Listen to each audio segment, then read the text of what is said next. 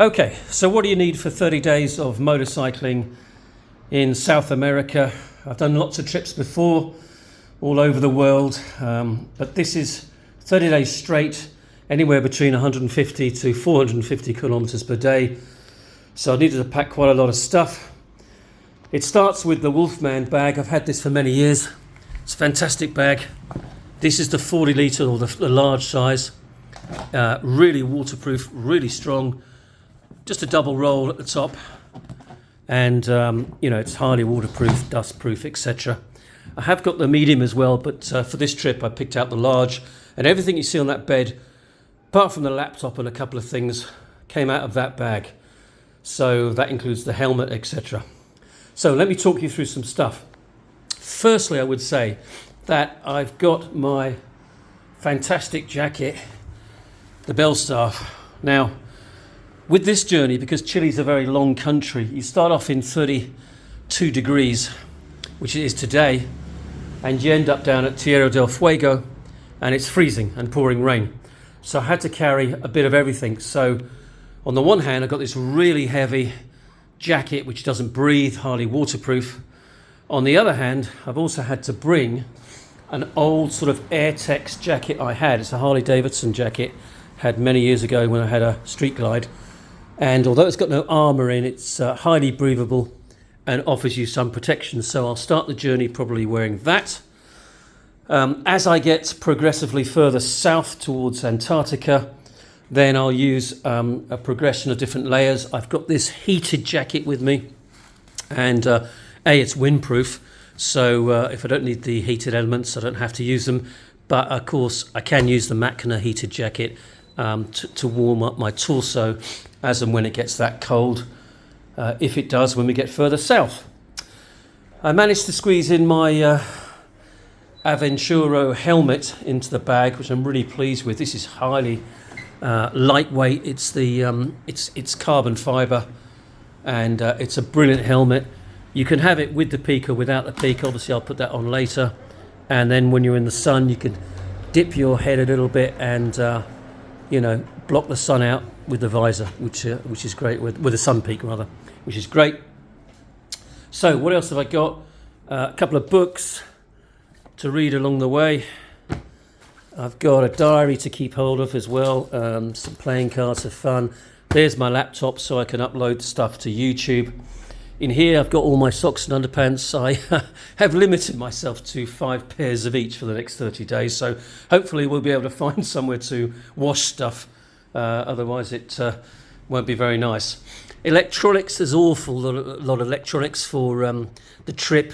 Obviously you need to charge not just the phone and the laptop, but I've got the Insta360, so we'll try and take loads of video. That's all in there. In here we've got a few more electronics and obviously some attachments for the Insta or the camera. Over here we've got the map and a little guidebook as well, along with a few other bits and pieces. A couple of chocolate bars in there, which are melting nicely in the heat.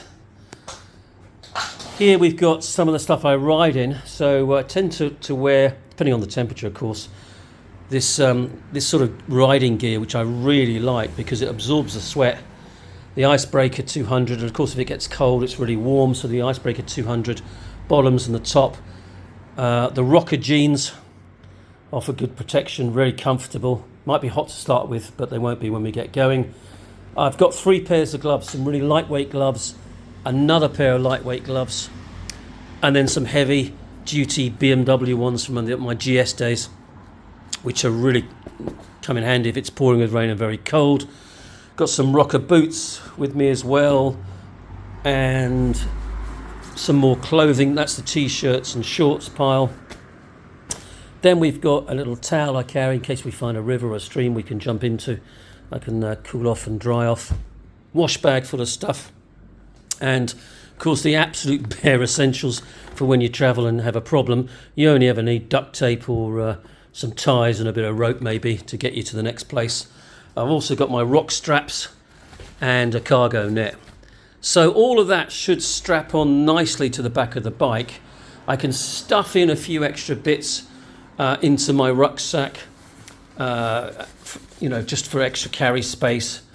And I can strap that onto the back of the bike rather than wear it, because I've brought with me a large waterproof container. So I can put everything in that, strap that to the bike as well. And pretty much that's me done. That's everything I need for 30 days of traveling in South America. I'm hoping that we can engineer it so that we can stop every 5 or 6 days for 2 nights, so we can get everything cleaned and washed, repack it, and then move on. But we'll just see how we get on. It's obviously quite a long journey down to the Ushuaia and Tierra del Fuego, and then we've got to come up through Argentina, Ruta 40, and head back up. So it's a lot of miles to be done. I think it's like 6,000 plus miles in 30 days.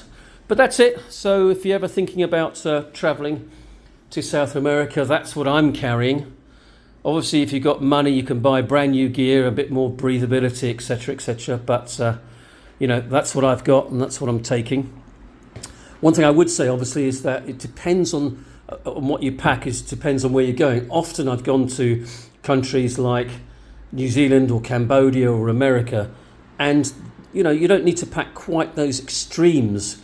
I'm literally carrying everything from cold to wet gear to the gear that you need in the sunshine, and in one bag. So it's an awful lot of gear to carry, but it does fit in one bag. It does fit nicely into that bag, and it will fit onto the back of the motorcycle. Anyway, hope that helps. If you're thinking of a trip, and I would say, if you're ever thinking about it, stop thinking about it, jump on the plane and get it done, because the days run out and suddenly you find yourself in your mid-60s doing a trip around South America, which perhaps would have been a lot easier in your 20s. But it's going to be fun. I'm looking forward to my friend Simon joining us tomorrow. He's coming over from Sydney and should be here around 11 or 12 o'clock tomorrow. We have a day at leisure together, and then we're jumping on the bike. So it's all good. Very excited. I'm looking forward to it, and hopefully you can all join me on the road. All the best. Cheers.